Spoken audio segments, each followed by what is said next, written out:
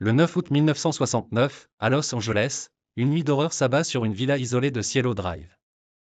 5 personnes sont brutalement assassinées, parmi elles l'actrice Sharon Tate, épouse du réalisateur Roman Polanski, enceinte de 8 mois. Ce crime, d'une cruauté inouïe, allait bientôt faire le tour du monde. Les responsables ne sont pas de simples criminels. Ils appartiennent à une communauté dirigée par un homme au regard sombre, à l'aura troublante, Charles Manson. Ancien petit délinquant, musicien raté, il se réinvente en gourou et réunit autour de lui de jeunes marginaux en quête de sens. Séduction, isolement, discours apocalyptiques, il les façonne, les brise, et finit par les contrôler totalement. Pour eux, Manson n'est pas un homme, c'est un prophète. Obsédé par l'idée d'un chaos planétaire qu'il baptise Helter Skelter, inspiré d'une chanson des Beatles, Manson est convaincu qu'une guerre raciale approche.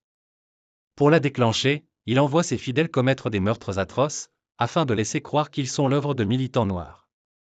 Ainsi, il espère provoquer l'effondrement de la société et se présenter ensuite comme le sauveur. Cette nuit-là, ses adeptes frappent sans pitié. Les victimes sont torturées, poignardées à répétition. Le mot « pig », cochon, est tracé en lettres sanglantes sur la porte d'entrée.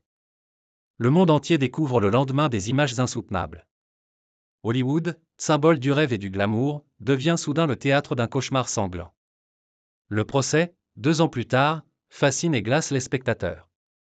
Manson n'a tué personne de ses propres mains, mais il a dirigé chaque geste, chaque coup, comme un chef d'orchestre de la mort. Ses disciples, jeunes, souriants, semblent hypnotisés, incapables de se détacher de son emprise. En 1971, lui et plusieurs de ses adeptes sont condamnés à la prison à vie.